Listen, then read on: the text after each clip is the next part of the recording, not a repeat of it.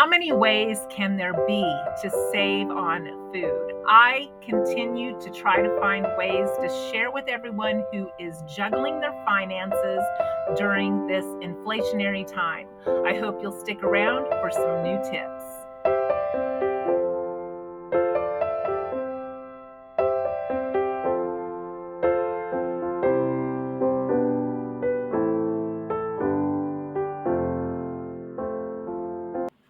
Sometimes we get used to shopping in the places that we always shop at, and we may know our prices, but we don't really pay attention to where has the cheapest prices. I've started keeping a list on what store has the cheapest prices all the time on certain items. Now, I shop sales and I shop clearance, but do you have a store that still has a dollar section? Some grocery stores have dollar sections, and sometimes we forget about those. Dollar General has a dollar section. We've talked about that, but it's not food. One of the stores that's a long ways away from me that I don't normally shop at because of the distance, I was able to shop at this week. And I had made a list of some things that I knew was in their dollar section. And when I went to my grandson's soccer game, I went in with my list to that dollar section and found some really good deals. And then I started making a list of what items I need to remember to get when I'm in that area in that dollar section. They are some hard to find items. They're also some items that are always more expensive somewhere else. They are not name brand, but they are still good quality products that I can buy at a reduced rate. So I'm going to show you that clip next of the food haul that I grabbed when I was out at my grandson's soccer game and I had to pass back through the city to get home. I picked up some Thomas bagels with a digital coupon for $1.99 at Dillon's, and I picked up a 8-pack of green onions to start growing for the winter. Now I pick one that has the most onions in it. Some only had 6, but this one had 8, and I don't care if they're spindly because I'm going to grow them, not eat them right now. And then I picked up some cream of wheat with a 50-cent rebate from Swag Bucks. I picked up some organic old-fashioned Bob's Red Mill rolled oats with $1.50 off on my Ibotta app at Walmart. I got some plant cream for $2.99, which is a really good price. This is a better price than real cream, and we prefer it. And I had a digital coupon at Dillon's for $1 off. I got 2 Kroger orange juices marked down to $2.56. The date is October 10th. This is October 5th, but I can freeze these.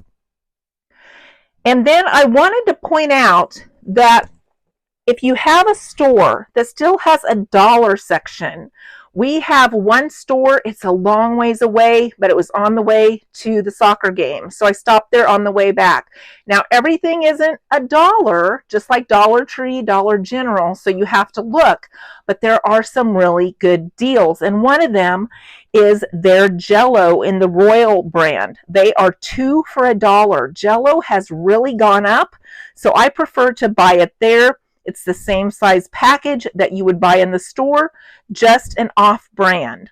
I also picked up some pistachio pudding, 75 cents in their dollar section, and they had a special, and I was able to get these giant cans of red gold diced tomatoes for 99 cents a can. They also had crushed tomatoes marked down for 75 cents. So I got a couple of cans of those for sauces. I got a can of green peas, 79 cents. I love apricots. They're so hard to find. Walmart doesn't carry them. Aldi doesn't carry them, but this store carries them. Now they have an off-brand in their fruit section for $2.69 a can, but in their dollar section, these were only $2. The one in their fruit section is heavy syrup. The one in their dollar section is light syrup, and has less calories per serving. So it's a win-win there. I got 5 cans. I was able to get a box of cereal for 99 cents. And also in their dollar section, they had pink salmon, 3 ounces, $1.25. So we will be having salmon patties this week. I also have a can that needs used up in my pantry that's 5 ounces. It's chicken of the sea. I bought it quite a long time ago with a coupon, and I think it cost me like $2.69. So I will use up the salmon and make some salmon patties. This is a terrific price for that. I also picked up some crushed pineapple. Now, this can go with that pistachio pudding with some whipped cream to make a really delicious Christmas holiday dessert. I got this at Walmart for $1.29. And then in the dollar section, I don't normally buy these, but I had 2 of these brownie pans that I picked up. I've already made out my menu for the holidays. I am going to make some gluten-free brownies, and with all of the company coming and with my back problems, an extra pan that I don't have to worry about is a blessing. And also, I don't have that many cake pans anymore for desserts. So I'm just going to use these to make a couple of pans of gluten-free brownies that everyone can enjoy. And then if you spent over $10, you were able to get this 8-pack of cookies for 49 cents. So overall, I didn't think that was a bad deal at all. Some of you may remember the Royal brand of gelatin. It came out in 1925 and it was a big competitor to Jell-O back in the day. Now you only usually find it in dollar sections like this. It's not in the main supermarkets. So that's one of the things that I was pointing out is you can get some of these brands in this dollar section that are good quality products, but you can't find them anywhere else. I also made a note that the dried beans in this store equal out to be about $1 a pound, which is a really good deal. You can't even get them at the Dollar Tree for $1 a pound anymore. In fact, a lot of those have gone to 12-ounce packages. So I did make a list of things that I will be getting from now on at this store when I pass through. Another great way to save money is not wasting any food that is perishable. So this week I cleaned out my fridge and made a couple of recipes that I'm going to share with you. One of them you may say, yeah, I know how to do that, but we have to remember to do it. And sometimes I'm guilty of that myself. The other one you may say, well, that doesn't look very good, but actually was delicious. So I'm going to share those with you next. And I cleaned out my fridge, no waste. Making the most out of what is left over in our fridge is the best way to save money, just to make sure there's no waste. I made a vegetable beef soup. You can tell it's a little thicker. I can add some water, make it go farther.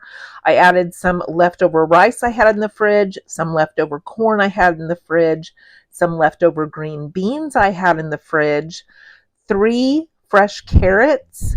I added in the celery from the garden, my onions from the garden, and that 1 piece of steak that I cut up into pieces and put into the crock pot that I showed you here a couple of videos back that was about $5.35. I made a crock pot full of this, and I also added in some salsa verde that I had in the fridge. I added in a can of V8 juice and some beef base. And that's all I did to make this. And it turned out absolutely delicious and used up most everything we had in the refrigerator. I had a box of Kraft mac and cheese with the soft cheese that I had bought at the Amish discount store. I had some leftover black beans and corn in the refrigerator. I've already tried macaroni and cheese with corn. I love it. So I thought, why not add in the black beans? I love those too. And this is absolutely delicious. It's going to make me about 4 meals while my husband is not home. He's gluten free, so he couldn't eat this, but it's absolutely delicious. So, as I've said in other videos, don't be afraid to mix in things that you love together, because if you love them, they're probably going to taste just fine. Working in ways to make sure that we don't waste the food we've already purchased is probably the best tip there is out there. But so many of us are guilty, myself included, of going out and purchasing more things without really knowing what we have, looking to see what needs to use up, rotating our goods, or coming up with recipes that can use the things that we have. Sometimes we fall back on recipes that we are used to having all the time. For instance, spaghetti, and we make sure that we have pasta sauce, spaghetti noodles, maybe hamburger or a type of meat that we put in there. And the other items that we don't use a lot just sit there, and we can't really think of what else we can make with them. We get kind of a roadblock in our brain of what can we make when we look at these items that are sitting in our pantry, in our fridge, in our cabinet, and it's easier to just fall back on the family favorite of spaghetti. But if we take some time to use what we have and throw it together, there is such satisfaction in knowing that we didn't waste anything, that we pulled another meal out of our hat, out of our pantry, and that we didn't waste any food that we've already paid for and maybe saved ourselves a trip to the store. If you're like me, you go in with good intentions, you go in with a list, and you pick out the things that you know that you need. But then you will see other things. Now, for me, I fall back on grabbing the things that are on sale, grabbing the things that are on clearance. And sometimes I will walk out with a $50 cart when I went in for two things. And that just happened to me with that last set of purchases from that store. But that $50 purchase is going to save me a lot of money down the road, because all of those things are things I will use. They are things that we didn't have, and they are things that we will eat. And I did not waste money by going over my budget there. I actually saved money from my future purchases. Sometimes we forget that. And I will use from 1 week's budget into another week's budget when I find things like that. And I don't feel a bit bad about overspending when I find things that are a really good deal like that, that I know that we will eat. And I will work that into our menu and maybe give us a little bit of variety, like the salmon. We do a lot of mackerel. Mackerel is a very cheap canned fish. Well, now we can do some salmon the same way. And it's a very inexpensive way to make some salmon patties by grabbing that off brand that was in the dollar section. I was super excited to find that. So I hope that this video has given you some ideas of some ways that you can use up things you already have, or some places that you haven't thought about in a while that you can look for some inexpensive quality food. Thanks for watching today, and I hope to see you in the next video.